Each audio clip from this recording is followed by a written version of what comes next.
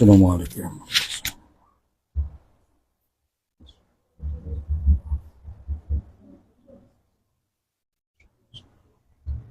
Al-Fatihah. Bismillahirrahmanirrahim.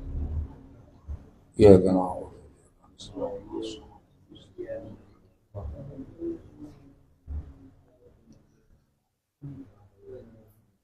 kepada pemangku hajat manaqib Bapak Sahat Saputra Tasawuf beserta keluarga yang agung dan mulia, keagungan dan kemuliaan disandang olehnya karena beliau pemangku hajat manaqib, seluruh petugas dari manaqib yang agung dan mulia, karena Anda disandarkan kepada keagungan daripada manaqib itu sendiri. LDTQN, Ibu Bella, GMPS yang agung dan mulia, keagungan dan kemuliaan karena Anda bersandar sebagai aset dari Guru Agung Hadratus Syekh Ahmad Shahibul Tajil Arifin.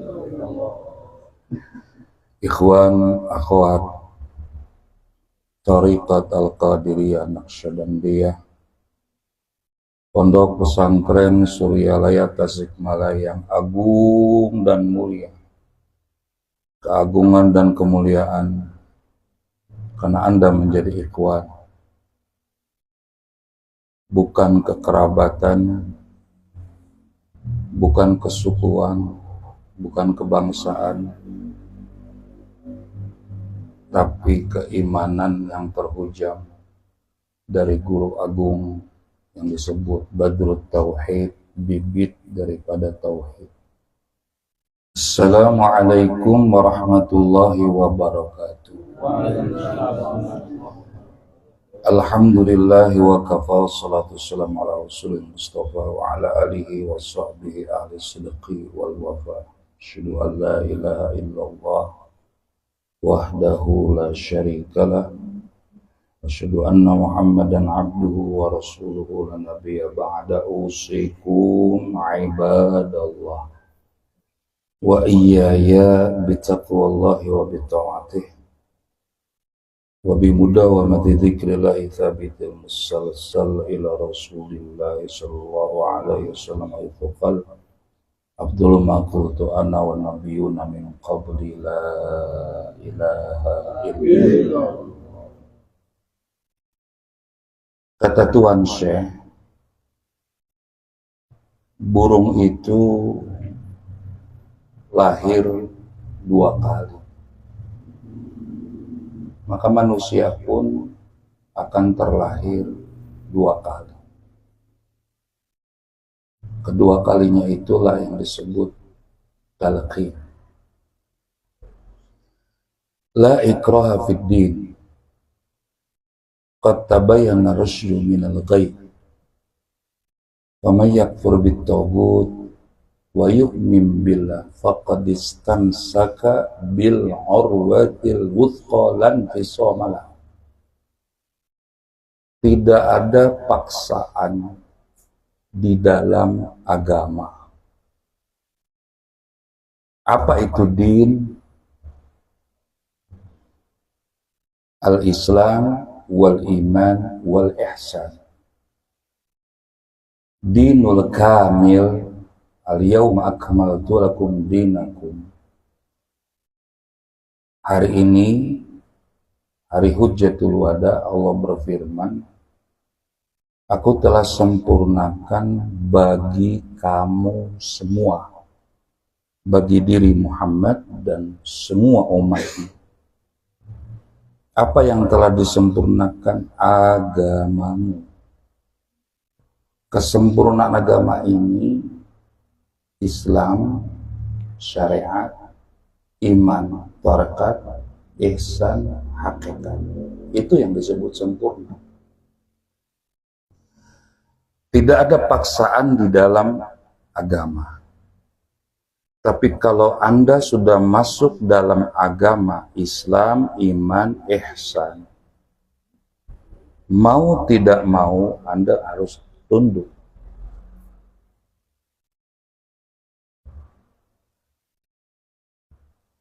La ikraha fid din. Tidak ada paksaan ketika Anda belum berislam, beriman, berihsan. Tapi kalau sudah beriman, berislam, berihsan, bersyariat, bertarekat, berhakikat,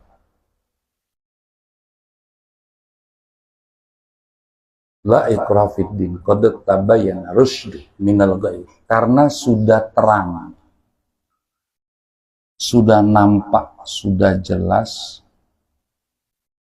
mana petunjuk, mana kesesatan, mana yang memiliki mursyid, mana yang tidak memiliki mursyid. Faman yakfur bitaghut, siapa yang mengingkari kesempurnaan agama itu, pilar yang 3 tadi, wa yu'min billah, totalitas keimanannya kepada Allah, yang disebut badrut tauhid, bukan ilmu tauhid, tapi tauhid la ilaha illallah yang sudah dihujamkan ke lubuk hati. Karena di dalam Miftahus Sudur bit-ta'lim wa talqin, dengan ta'lim dan dengan talqin. Faqad istamsaka bil urwatil wuthqa, maka dia berpegang teguh kepada tali yang sangat kokoh. Urwatil wuthqa adalah la ilaha illallah. Tidak akan berpisah, tidak akan terpisah untuk selama-lamanya. Karena dari itu,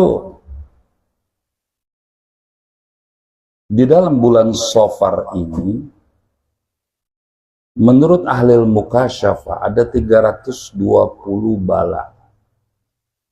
Inna arsalna alaihim rihan sarsaran fi yaumin nahsin mustamir.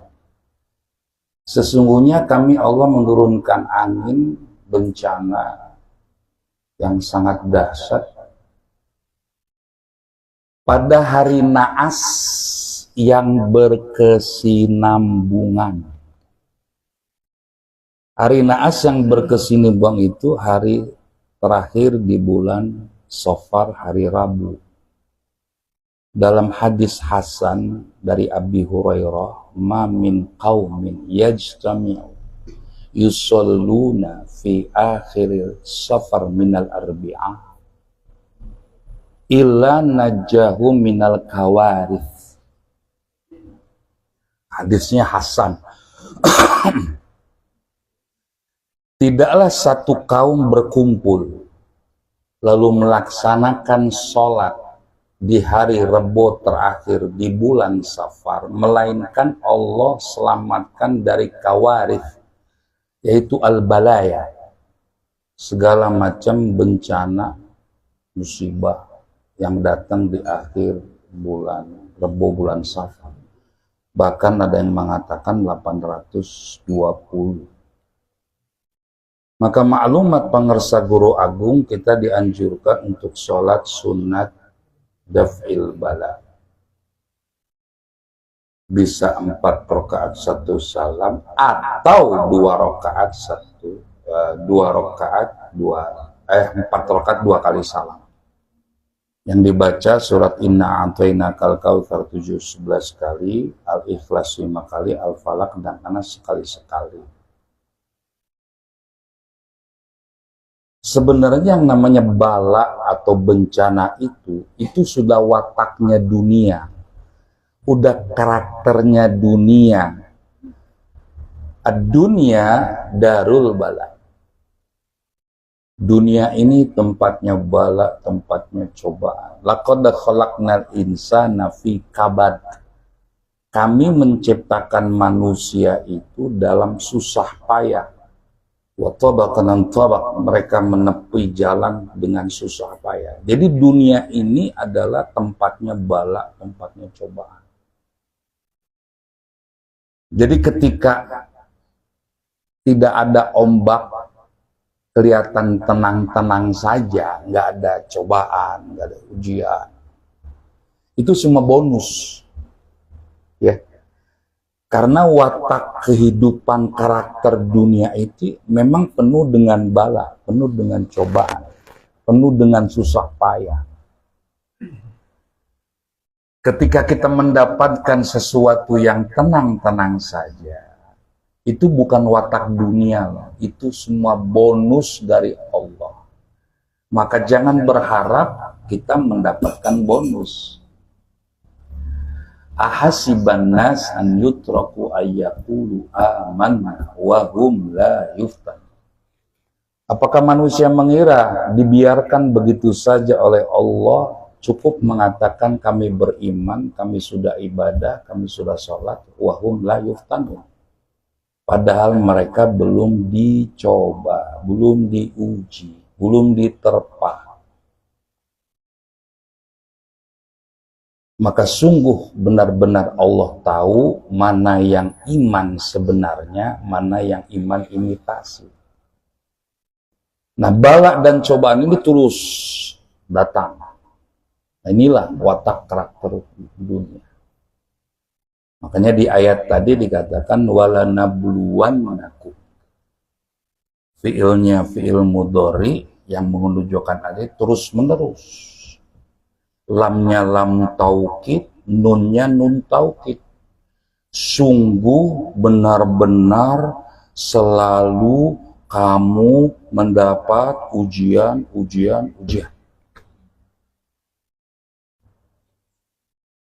Sikapnya apa? Inna lillahi wa inna ilaihi raji'un. Jadi yang disebut raji'un itu kembali kepada syariat. Jangan ujian cobaan itu dikaitkan dengan karuhun yang marah, gitu ya. Almarhum nggak suka, itu nggak boleh. Belum raji'un itu, belum kembali. Yang disebut kembali itu kembali kepada syariat. Syariat itu hanya sebagai ibadah.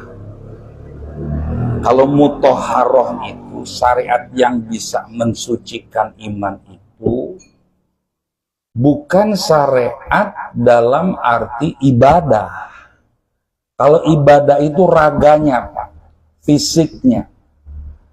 Zikir juga fisiknya, raganya, lidahnya. Sholat. Kalau raga yang melakukan itu namanya ibadah. Belum ada sentuhan iman. Kalau udah masuk kepada sentuhan iman, hanya dengan badrut tauhid, dengan bibit tauhid yang dihujamkan oleh guru agung, maka dia bernama ubudiyah, gitu. Penghambaan totalitas kepada Allah. Jadi ruhnya yang beribadah, jiwanya yang beribadah, bukan raganya lagi. Itulah perjalanan rohani Rasulullah, puncaknya adalah di Isra dan di Mi'rajkan. Hilanglah inisial Muhammad, hilanglah Rasul, hilanglah Nabi, yang muncul subhanalladzi asra bi'abdi. Maha suci Allah yang telah memperjalankan hambanya. Bukan Rasulnya lagi, bukan Nabinya lagi, bukan Muhammadnya, hilang, semuanya hilang. Tapi apa? Tingkatan tertinggi adalah ubudiyah. Bukan ibadah. Kalau ibadah itu raga, fisik. Jadi yang disebut syariat yang disucikan, bisa mensucikan iman itu yang sudah tertanamlah badrut tauhid, bibit tauhid itu sendiri. Karena itu bencana yang datang itu pada zaman Kanjeng Syekh Abdul Qadir Jailani, maka mereka lihat berbondong-bondong datang kepada Tuan Syekh. Lihat fatwa beliau, barang siapa makan jejukutan yang tumbuh di madrasahku, jadi ada nilai aura keberkahan kalau majelis itu dipakai dengan zikir. Jadi yang namanya barokah bisa ada pada seseorang, seperti Nabi Isa mengatakan dalam Al-Quran, wa ja'alani mubarakan ainama kuntu. Allah menjadikan aku, manusia,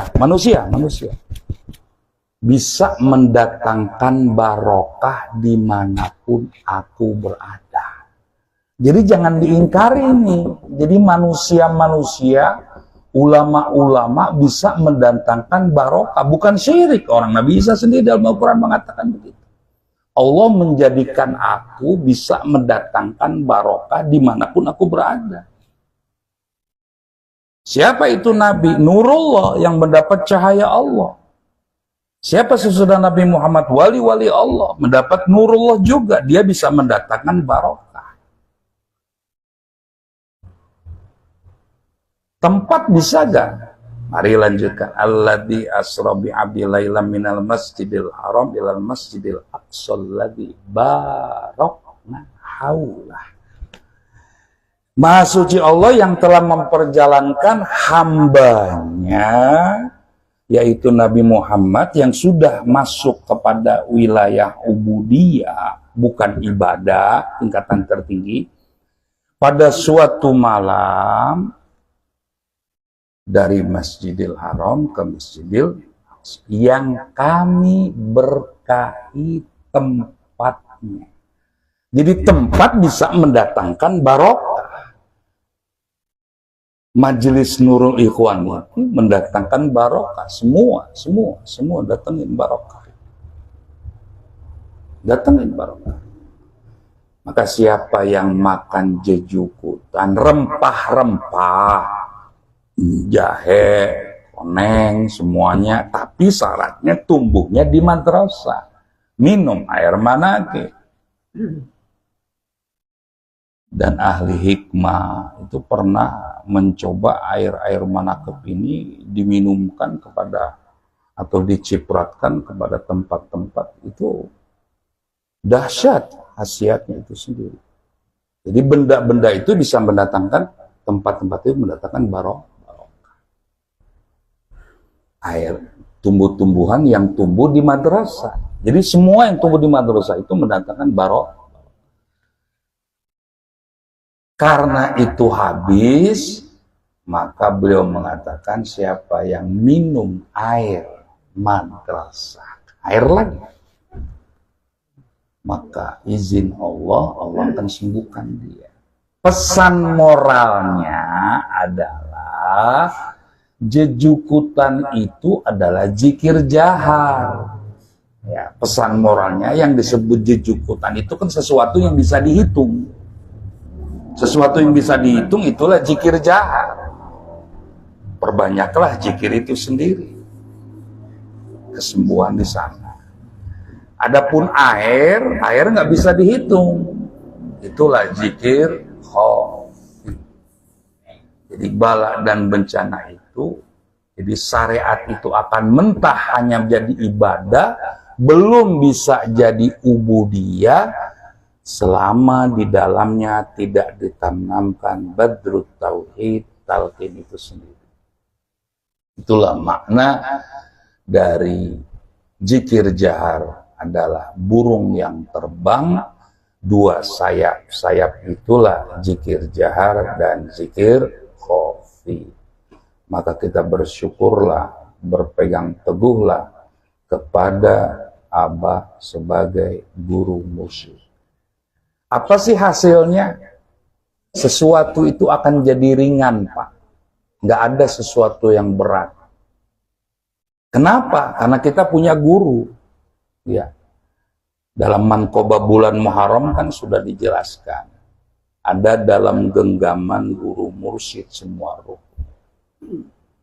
Maka semua ibadah itu akan menjadi ubudiyah, dan ubudiyah itu ringan dilakukannya, tidak ada rasa berat dan rasa jenuh, karena disitulah fungsi daripada guru mursyid. Bahkan saya pernah berseteru kepada salah seorang saudara. Kurang lebih Ustadz Yahyu 10 tahun. Berseterunya sampai 10 tahun. Bayangin 10 tahun. Sehingga saya dengan istri bicara, siapa duluan yang mati ya? Kita apa dia ya? Kalau dia yang mati, kita datang apa bagaimana? Sampai ke situ, karena udah 10 tahun berseteru. Dengan izin Allah, kudrah Allah. Disinilah guru mursyid yang berfungsi. Karena apa? Dia ikhwan, saya ikhwan, berseteru. Gitu. Ya kan? Nah, dia ikhwan, saya ikhwan, berseteru, dan roh kita, roh dia, roh saya ini ada dalam genggaman guru. Nah, guru lah yang mempersatukannya kembali. Lalu saya dipertemukan, dia minta maaf, saya pun minta maaf, sampai saya akur kembali. Saya bilang sama istri, itu ada peranan dari guru mursyid yang menggenggam semua ruh ada dalam genggaman Abah. Jadi ketika si murid ini berseteru, gurulah yang turun tangan. Begitu juga almarhum Kiai Soleh menjadi pembela Pak Gaus habis-habisan, sulit diterima oleh logika. Lalu beliau datang kepada Mama Ana, dia tobat kepada Mama Ana, mau tobat, saya nggak mau lagi berguru kepada Gaus. Dia tobat, Kiai loh, Kiai tobat. Akhirnya ditalkin kembali oleh Ajengan Sandisi. 2 minggu kemudian meninggal. Nah, inilah puncaknya Allah juga. Ada yang Abah juga ingin menyelamatkan, kan nggak selamat juga, sampai hancur juga itu orang, ya kan, nggak diselamatkan. Jadi memang semuanya kembali kepada Allah. Biar guru mursyid ingin mempersatukan, tapi hakikat Allah nggak mau bilang apa. Inilah fungsi dari manqobah tadi, apa yang disampaikan dari Ustadz Wahyu benar. Jadi syariat pun, maka kita terhadap anak yatim, kepada orang yatim. Siapa yatim? Yang belum ditalkin. Yang belum ditalkin itu yatim, Bu. Bukan kata saya, kata Syekh Abdul Qadir Al-Jailani di dalam tafsir Al-Jailani, alam yajidka yatiman fa'awa, yang disebut yatim dalam surat Ad-Duha, kata Kanjeng Syekh, bila irsyadin wala mursyidin. Itu kan bukan kata saya mau Satohyu kan hanya baca doang, baca lalu nyampaikan, bukan kata si Toras. Jadi yang disebut yatim itu nggak ada petunjuk dan nggak ada guru mursyid. Jadi yang belum talqin namanya yatim. Fa'ammal yatima fala taqhar. Terhadap non-ikhwan yang belum ditalqin, jangan dihardi, jangan dikucilkan, rangkul, pegang, rangkul, jangan ditinggalkan, jangan dihardi. Itulah hebatnya tarekat kita. Jadi kita harus yakin, seyakin-yakinnya kalau tarekat ini berdasarkan Al-Quran dan As-Sunnah. Sebagaimana Tuhan saya mengatakan, demi Allah, tarekatku berdasarkan Al-Quran dan As-Sunnah. Yang saya maksud, jangan ada keraguan terhadap tarekat yang kita punya. Yakin inilah paling benar. Gak ada yang gak benar selain ini. Yakin tuh. Itu yang nomor satu. Cuman jangan kita merasa bangga dengan kekuatan zikir kita. Ada kata zikirnya loh. Ngerti gak? Saya nggak perlu yang lain, cukup dengan zikir saja juga udah selesai semuanya. Gak taunya orang itu kena juga. Kenapa? Bukan karena zikirnya, zikir akunya. Ini yang jadi yang tadi Ustaz Wahid bilang, ujubnya itu. Ada salah satu mubalik zaman dulu, ya saya nggak usah sebut namanya, terkenal lah. Pengersaan sudah bilang, ambil ini hizibnya, hizib Yaman. Nggak perlu, cukup dengan la ilaha illallah zikir dari Abah. Maka semuanya akan hancur dengan sendirinya. Gitu. Nggak taunya dia kena santet. Gitu. Kenapa bisa begitu?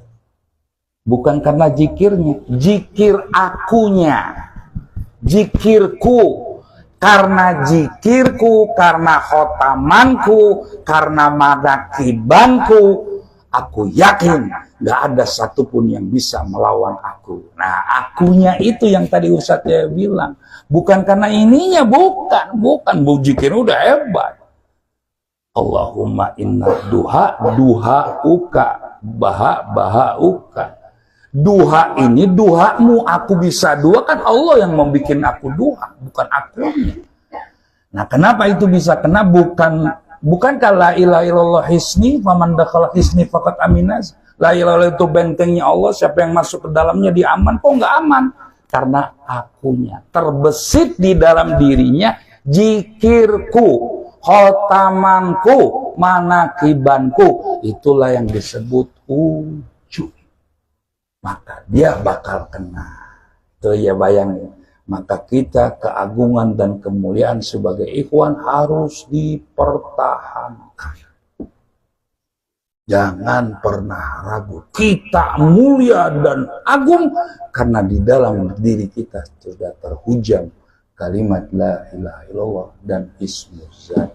Itulah yang dikatakan wa alla istaqamu ala tariqah la asqainahum ma'an ghadaq. Kalau ibu bapak istiqomah mudawamah terus enggak pernah lepas dari DKM zikir khotaman manakib terus, pasti Allah akan limpah ruakan air kehidupan. Wallahu a'lam bishawab. Assalamualaikum warahmatullahi wabarakatuh.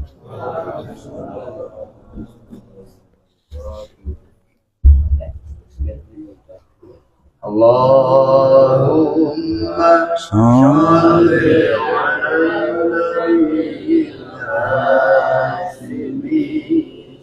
Muhammadin wa ala alihi wa sallim taslima. Allahumma sholli ala Muhammadin wa ala alihi wa sallim taslima.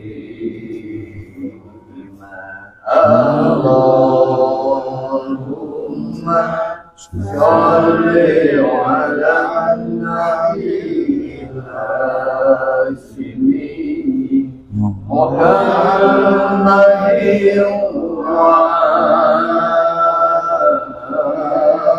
alihi wa sallim taslima. Allahumma sholli wa sallim wa barik alaihi. Al-Fatihah. Bismillahirrahmanirrahim. Alhamdulillahirabbil alamin. Arrahmanirrahim. Maliki yaumiddin. Iyyaka na'budu wa iyyaka nasta'in. Ihdinas siratal mustaqim. Siratal ladzina an'amta 'alaihim ghairil maghdubi 'alaihim waladdallin. Wassalamualaikum warahmatullahi taala wabarakatuh.